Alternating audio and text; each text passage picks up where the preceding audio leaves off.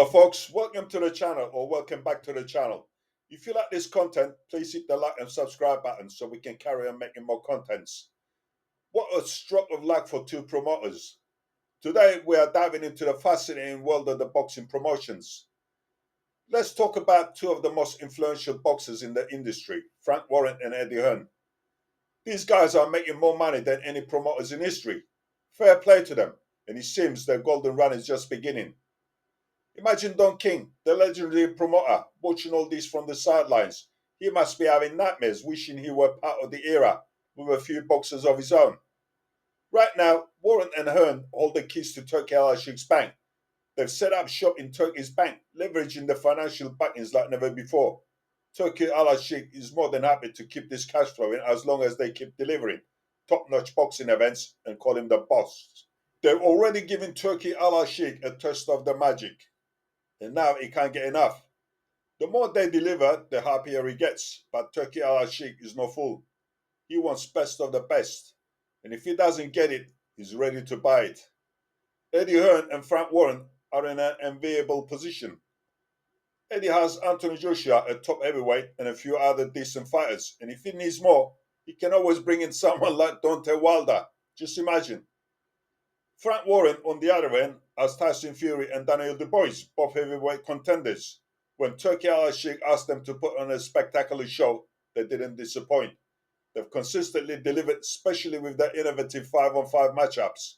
Now, Turki Alalalshikh wants to bring the show to Wembley Stadium, aiming for the 90,000-seater instead of the Saudi Arabia's 25,000-seater arena. Their stage is set for a huge fight on September 21st, 2024, but they need a solid card and a headliner.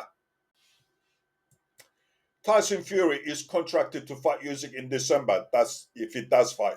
And Anthony Joshua has been on the fence since his fight with Ngannou. He's waiting for the right opportunity, analyzing every heavyweight's strengths, weaknesses, and financial prospects to pick the easiest fights. It looks like they've settled on Daniel Dubois, an old British fight at Wembley. Sounds perfect. To sweeten the deal for Joshua, they made an IBF title fight, allowing him to jump the queue. Talk about favoritism, politics, and the easy route to titles. If Don King were still active, he'd be down to join the game. Do Freemasons still exist? Because this is definitely a you scratch my back and I scratch your scenario. At one point, they considered Joshua versus Deontay Wilder, but setting Wilder up to fight Zhilei Zhang, they hope Wilder will win and pave the way for massive pay-per-view event in America. But Zhang spoiled the party, messing up the cash flow. Joshua versus Zhang isn't appealing. Zhang is too dangerous and lacks market value, and also a Chinese. They don't want Chinese world champion. But in honesty, he's not good enough to be world champion. He had opportunities when he was younger. Now he's 40 plus years old, no gas left in the tank. Also, Parker exposed him. Joseph Parker, ranked number one for the WBO and likely the interim belt holder, could have been a contender, but they didn't pursue the WBO title for Joshua. It was too risky and lacked the prestige of IBF. Parker has improved and is a confident 32-year-old fighter in his prime, and he also could be a dangerous opponent, especially after beating Wilder, which Joshua avoided for a long time. And Parker also beat Zhilei Zhang. And after seeing how Parker demolished Wilder, they didn't want Parker in the mix-up. Their excuse will be, well, Joshua already beat Parker, so no need to fight again. What an excuse. Sometimes losers can become a better fighters. And being from New Zealand, he doesn't bring the same draw. He did when he was world champion, but times have changed. The heavyweight division is evolving from a pure combat sport into a strategic game, filled with favoritism and financial maneuvering. The Arabs are willing to pay any price to make it entertaining, and they're keen on seeing Joshua versus Fury. It is my theory, and it's just a theory. They already know what's going to happen, or planning to happen. If Fury fights Usyk in December, expect something fishy. I would.